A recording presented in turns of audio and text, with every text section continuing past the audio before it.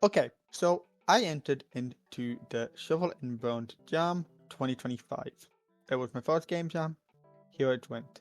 The game I made was called How to Press the A Button, and as you can see, it didn't do too well. However, even though I think this game is great, that shouldn't be that much of a surprise to me. And now, before I continue, I should address the elephant in the room, which is why footage of a different game is playing in the background.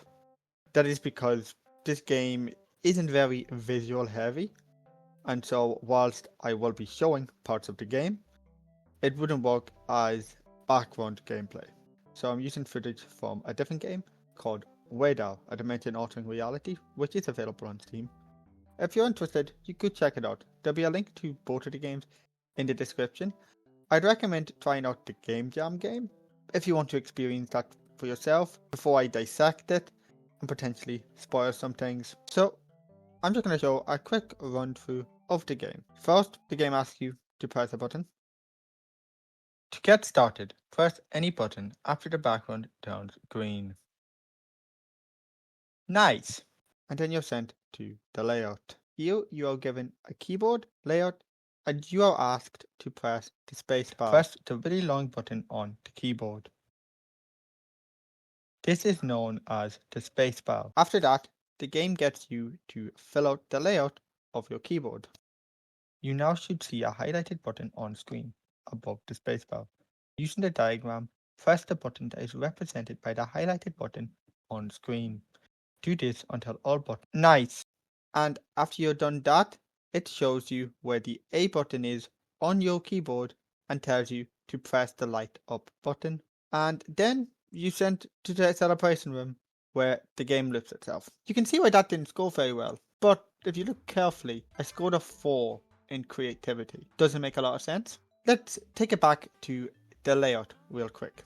The game expects you to be able to follow instructions, but what happens if you don't?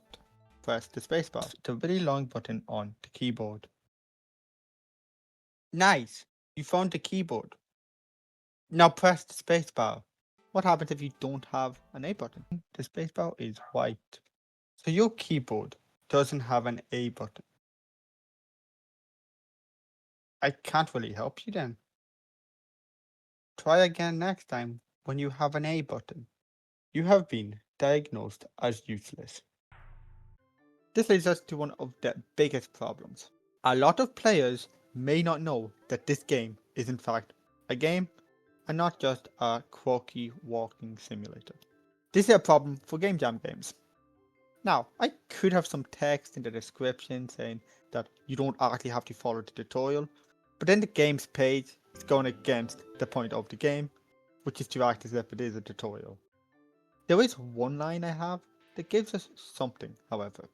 Mouse and controller support for a game may seem normal until you realize, how are you going to fill out a keyboard layout when using a controller or a mouse? You see, the biggest choice in this game you can make is not using a keyboard. If you use a mouse, the game will try to trick you into using a keyboard or controller. And if you don't fall for that, it will present to you a mini game where it more or less forces you to press the A button eventually. If you have a controller, the game will have a new problem, figuring out if you have an A button, and if so, where is it? And this is why I hate controllers with those floating A buttons. Did you press the A button? Did you not? I don't know. Do you want to tell me? Whatever with people using a mouse, most people in a game jam aren't going to be using a controller, and the best part of my game probably ended up being the controller section. There is even a minigame that is actually fun to try and score well in. Right, up, down, left. Even if you don't have a mouse or controller, there is a lot of hidden dialogue, and even a whole section that was likely missed by everyone who played. Bar the one person who I told about it, no need to comment about it, Connor. As alluded to previously, and something you could have easily figured out by watching this gameplay, this game doesn't have a lot of stuff to look at, and whilst the presentation does what it needed to, if someone is rating a game based on presentation, which is one of the 3 criterias, A lot of time, people's main focus can be on how good the art is rather than how well does the game present itself. So even though I think this game is good, it isn't a good game jam game. If you enjoyed this short devlog, consider subscribing. I'll be doing another devlog for the GMTK game jam, and let me say, I made some questionable decisions. So yeah, I also have a video in the works that I would consider at least slightly more interesting than a devlog that is also game dev related.